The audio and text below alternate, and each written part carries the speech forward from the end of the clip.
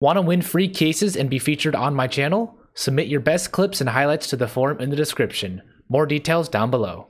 Want to give a quick shout out to the sponsors on my channel, Vite Ramen. If you guys don't know what Vite Ramen is, they make a really healthy ramen that's really, 27 minerals and vitamins, 30 grams of protein, 7 grams of fiber. I mean, what else can you ask for ramen? Plus 10% off with the code Coolmark. Go check them out down below and enjoy the rest of the video. Thanks, guys. Hello YouTube, what is up? This is Mark bringing you another video, and today we're going to be covering another video analysis. We're going to be doing another one on DyG and D2R, this time in map number 2 of the Critical Ops League North America Legend Series. This was the first semifinals a couple weeks back here, and well, DyG, they're actually able to get a really big comeback in this second map to allow them to move on forward in the tournament. So I'm going to be covering that here. Essentially, how did they come back from a 4-11 half? So we're not going to really play out the first little bit. Obviously there are some pivotal rounds and pivotal moments here, but we can probably just for the most part kind of fast forward on over for the most part all the way over towards the second half. So there are a lot of rounds here, but we'll just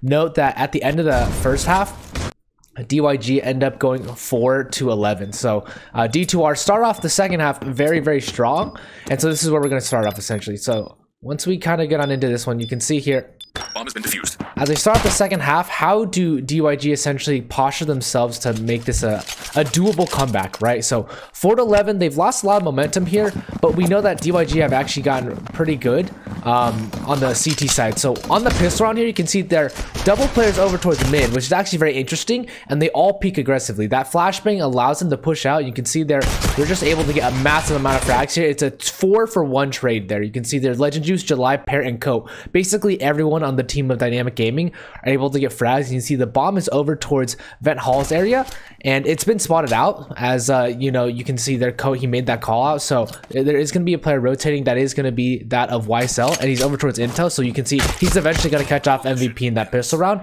and this is eventually what kind of sets them forward going forward into the next couple rounds. So you can see that they're going to be able to buy almost all all SA58s on their side, and you can see here a pretty standard round from D2R with the pistols. So the GSRs here, this should be a round for DyG when they play this one out, and they ended up winning this one here because D2R really only have pistols. But we can just fast forward this round. Not too much to talk about here. DyG just hauled down the site, and you can see YSL, he did get a little aggressive there, and it made it a little scary and a little bit costly for them. But Sam really only had the SA58. In the end of the day, he wasn't able to do anything as Pear closed him out. So you can see there another round for them, and this is where they kind of start to build a slight bit of momentum. Because D2R weren't able to win that second round, they're going to have to eco in this round again. So this is going to allow DyG to actually get to that 7-round mark.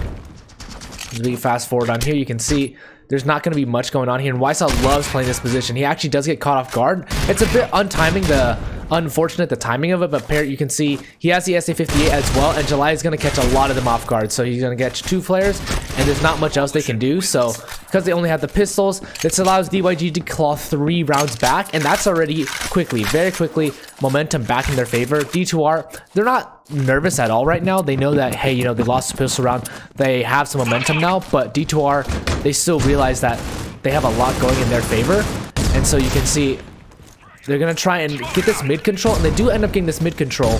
But what's interesting to note is that after they get that mid control, you can see there's 3 players over towards B long and 1 player over towards that orange area, but they don't really necessarily use their utility as much as they should. So you can see they do have smokes on them. Sam has a smoke as well as MVP has a nade, but they're just going to dry peek it. You can see Sam, he does get 1 frag, but DyG are just very good at trading. So D2R not necessarily using their utility as much as possible. That eventually nets them the round here. So you can see as we move on forward, DyG, they are able to get 4 rounds in a row here.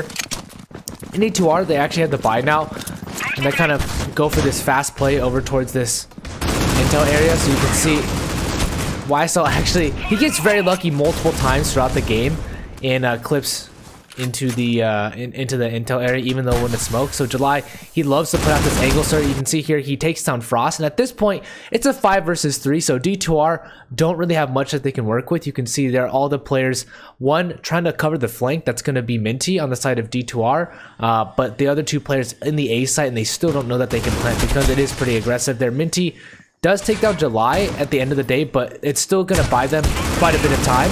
And so now DyG, they basically know what's going to happen. They have a 4 versus 3 retake, and they know that the players from D2R are low, so they're going to just use their utility, use their nades as well. And essentially, I'm speeding up this retake, but D2R didn't really have anything to work with. Minty, he had no utility as well, and he knew he was going to get flanked.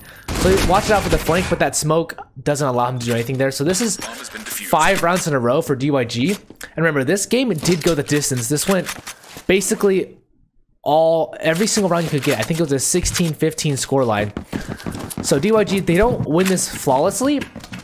They start to falter a little bit here, but you can see when they do have the utility, this is a pretty default setup here, but DyG actually getting very aggressive. That is gonna catch them off guard, you can see. So what's interesting there is the fact that still they're able to get a frag, but it's a 2-2 setups here, or more of a 3-1 setup. You can see the player number 3, that's Perry, he's going to be playing over towards that orange area, watching over towards mid, and he's going to encounter a couple players there. So we'll let the round play out. But DyG usually are not very susceptible to over rotating, is something that they don't really do that often. And July has a very pushed up position, so he can tell his teammates very quickly where the side of D2R are going to be going. You can see there, Frost, he does get that kill, and Legend Juice, that's going to prompt him to peek out, but he doesn't get the timing correctly here. Ends up missing a couple shots here, but his teammate July is there to trade him on the other side of the map. And so this round does go a little awry for DyG because it's kind of unfortunate timings on their part. So we'll see here. It's getting a little further, a little quicker into the round. We'll see as it kind of move on in here. But this round doesn't necessarily go in their favor because they're trying to retake, but they're not able to collect the corners, and the lack of HP doesn't help them out. So MVP, he does close it out. And D2R now, they have a pretty good morale coming into this round. You know, it is only 4 more rounds for them to clear out the map, but we all know that in the end they are not able to do it.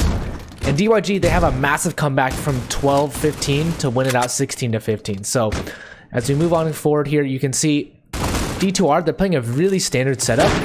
We slow down the clip. You can see 3 players watching over towards that A site, but they haven't really taken any map control now. And DyG haven't either. They haven't aggressed too much here. You can see that was the player YSL. He was spotting out, and he's that anchor player over towards that A site. He loves playing intel. And you can see there, in this case, July is going to be helping him out, but the over aggressive peek, he was anticipating that peek actually from MVP, but he doesn't get that kill. Unlucky, I would say, timing on there and what shots he got off, but we'll continue to see further how they progress. And you can see here, the round's going to play out. And DyG losing a couple players. They do get the trade frags back in their favor, but still the ultimate round doesn't go in their favor. MVP does shut down July through the smoke, and so Parrot doesn't really have much he can do in the situation. He gets 1 kill, but they trade him eventually. So now D2R, this is a point for DyG where they're starting to get a little worried here, as they've lost 2 in a row. They have money to buy, but at the end of the day, they need the rounds to make this comeback possible. And so you can see here, once again, DyG playing a very standard 4-1 setup, but D2R, they're going to lean heavy over towards the mid-B area. So they have 1 player that's Minty. He does sit over towards that A area, mainly just to make sure YSL doesn't push. So you can see here they smoked it off, and they're not really aiming to go over towards A in the early part of this round. However, if we speed it up just a little bit, you can see here, D2R, they're trying to take control over towards B log. You can see 0 and 8, that's Sam and Resurrection. They're going to try and take over B long, and then they're going to throw those nades to prompt some utility back from the side of DyG. But they're going to posture back, and MVP, he does get that frag over towards the mid area. So that is a huge sign for them. But now D2R, you can see they're going to rotate fast. And DyG, they still haven't rotated yet. YSL is finally making the call, and he's going to take down 1. But now he knows, and he's going to call to his teammate that, hey, they're all going over towards A. There's only 30 seconds left, so this is not a fake. There's really nowhere they can go. And so Parrot, he's a little aggressive, a little out in the open, and that position doesn't help him at all. So he has to go, and his team has to make up for him here. Legend Juice, they know that, well, he knows that his team has pushed over towards that CT position multiple times now. So he has to be very cautious here, and July actually gets pretty lucky, and as well as Legend Juice, the timing is in their favor. So Minty here, really, I think what he does do, he tries to get as much as he can, but he doesn't end up getting the kill. So DyG, they pick up this round, the 10th round.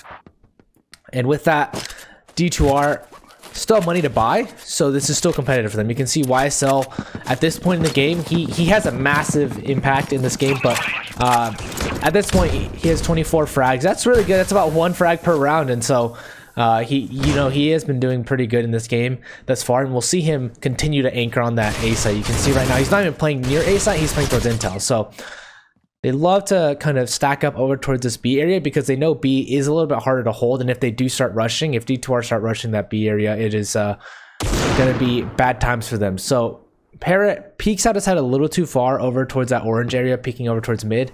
So that might have been a mistake on his part, but Coat here, he's just head spotting, and so July knows he can cover off his B long, but you can see right here, all the players from D2R, I'm going to pause the video for a second, all the players from D2R are on the very opposite sides of the map. You can see DyG, they know that as long as they don't have to peek out, they won't, get these frags, or they won't necessarily lose the round. So you can see they have a 3 versus 1 now because they know all the players on the opposite side of the map, and they know that the bomb is dropped over towards Van Halls.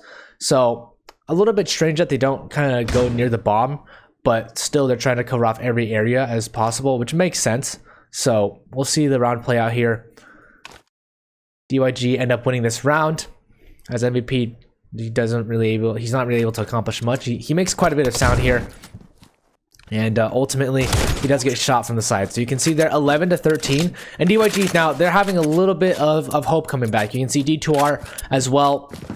They only have pistols and a couple armors bought out. So you can see it is going to be a fast play. Really, the goal of this round for them is not really to get any wins or anything, but more so to get that bomb plant down. You can see Legend Juice, he's being pressured from many angles. He makes that shot, and he does get taken down by Sam though. But in the end, DyG able to close this round out, and this is kind of where the interesting part starts. So you can see DyG slowly closing their way back throughout most of this game.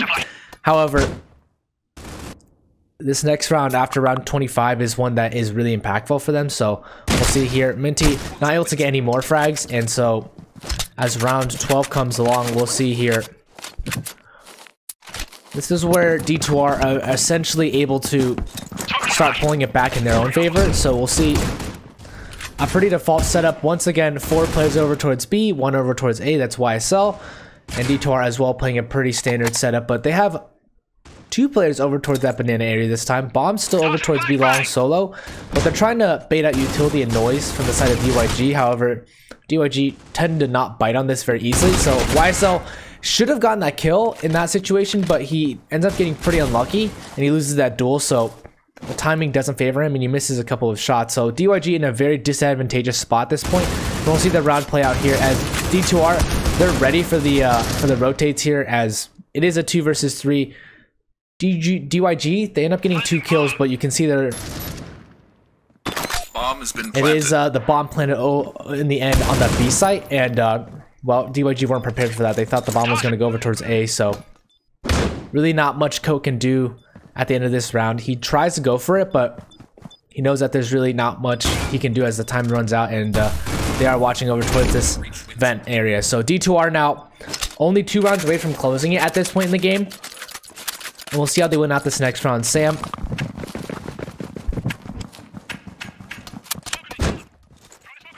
with 27 frags, we saw him. He does a lot of good work here. And in this round, it's very pivotal as well. You can see 3 players over towards B long. They're going to make this a fast play here in July. He gets caught off completely off guard. That flashbang is very crucial to this round because you can see here, YSL is going to swing out wide, and so is his teammate, but they're going to get caught off guard in this crossfire. You can see there, that was a 4 or 3-to-1 trade in the favor of D2R, and now this puts them in a really bad spot here. DyG, only 2 players, and they're both on the B side, and D2R know that. For some reason, Minty makes the mistake of walking in with the bomb, so the bomb is dropped, but they know that they have 3 players, and D2R are able to salvage around that. So this is where the comeback starts truly, because it is 12-15. DyG have to win every single round to win it in a 2-0 fashion for this series. And so we'll see here, the utility coming out. DyG basically play default every single round. You can see they don't really over-rotate. They have a couple players over towards Intel playing maybe a more centralized game right now. And obviously this round, they start off a little bit different. So you can see it is Legend Juice. He holds over towards B, but slowly they start rotating back over towards B. You can see there the players from D2R are playing a very passive game, and DyG as well. They're gonna make sure that they rotate accordingly, but 4 players over towards B essentially and 1 player over towards A. You can see here that is YSL. He's gonna be making the call to his teammates to rotate back, but you can see on the mini map here, on the minimap, you can see the bomb is making its way over towards B. D2R trying to close out this game by giving them a fake, but YSL, he's not going to bite on this. He calls his teammates to rotate over, but he doesn't see that much utility coming out from the side of D2R, so there's still players over towards B, and even though he's heard quite a bit, he knows that those shots tend to be the sign of a fake, and he does get 1 kill and 2 kills. And you can see they're still on the minimap. The players are not rotating from the side of DyG. They're still playing solidly, as they know YSL is pretty good at anchoring. You can finally see here, Parrot is going to slowly peek out over towards B long, because if they know that there's no one over towards B long, that they know it's going to be a confirmed A hit, but he gets the perfect timing here, and that's when the bomb is dropped. So the 2 players on A have nothing they can do from D2R, and this is essentially where the round falls apart for D2R, as they're really relying on their teammates to get those kills. So you can see here, July has really good positioning, and he takes on Resurrection, and Minty doesn't have much he can accomplish in this round either. So DyG, off the round of not over-rotating, you can see they stuck their ground there. Coalition wins. And they didn't buy the fake from the side of D2R. So 13 to 15, and this is a pretty intense round as well. We can see D2R, they know that they don't have to do much here, but MVP only with the pistol. That kind of puts them back a little bit in this round. The nades, the utility coming out from DyG, they use it early on because they don't want to have a push coming, or a fast push coming from the side of D2R. So you can see here, they're going to posture over towards A. And still DyG play a very, very similar setup here, but July has a really good position here that is able to catch 2 of them off guard, and he actually does damage on the MVP as well. So eventually he calls for his teammates over, as well, it actually is July to take him down. YSL not able to get anything here, but eventually they know that it's going to be an A hit because they see the bomb over towards Banana, and they're now just targeting all the players from DyG. So this round ends up being actually pretty close because Minty is able to take down 2 of them right here, but makes it a little spooky for them as he actually has a really good off angle. As we fast forward a little bit, he has a really good off angle here that allows him to catch off Minty as he tries to go back for the bomb. So you can see here, you're gonna shut him down. And that's actually a pretty scary round for DyG, but the fact that they do pick it up means that they have a lot of momentum going here, and they know that the money of DyG or D2R is broken. So you can see on the side for D2R, they can't see the economy for each side, but they know from the amount of rounds that they've won and how much they bought into these last couple rounds, that the fact that D2R really only have pistols to work with. Interesting that Minty buys that M4 with the armor because his team doesn't have that, but you can see here DyG, they're just very prepared, swinging out wide, making sure that they get that jiggle peek before swinging out. So you can see Parrot likes playing over towards mid, and he's going to call his teammate to rotate with him. This is a very interesting play here because they should have peeked at the same time, but the timing doesn't favor them. So another round that gets pretty close here is he pushes over towards B long, and he's going to make that call to his team because D2R, he knows that they like to play July. He hears one out, but YSL, he has a really good off angle right here. He tends to play a lot, but they just line up perfectly for him. And so this is when it gets do or die time for D2R. They're a little bit worried at this point because, well, it was a 12, or it was 15-12 for them, and now it's 15-15. And so everything rides on this round for them. So we'll see it play out. A pretty standard setup from DyG. Once again, they love to play these defaults. They don't change it up very often because they know it works for them. But you can see here, all 4 players, or 4 players from the side of D2R sit over towards B long, whereas you have the single player with the bomb over towards Banana. So they're really trying to sell the fake, and in this round they're trying to do that A push where they kind of go over towards B long, and July, he spots out, so he calls to his teammate, and then you can see YSL, he does get taken down very low, but Coat is able to get that frag over towards B long. So this is really an interesting play because you can see 3 players from D2R are just stuck over towards Vent Halls. Dynamic Gaming have them basically in lockdown, and they really can't do much. Coat is going to run through the smoke, and he takes down Sam, and he takes down Frost, and eventually he takes down that of Resurrection as well. So this is where the game really ends because D2R basically dug themselves into a hole, and at the end of the round, MVP, he can't do anything. So DyG, off of the back essentially of really good CT side, 4 really solid CT side rounds, are able to win the series in a 2-0 fashion,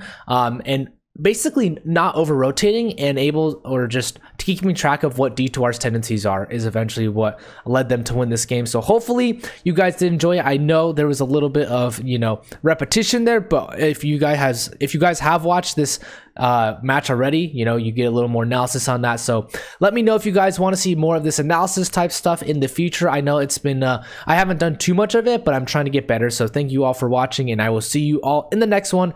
Let me know if you want a specific match to be covered, because I will definitely cover that. So take care, everybody, and see you later.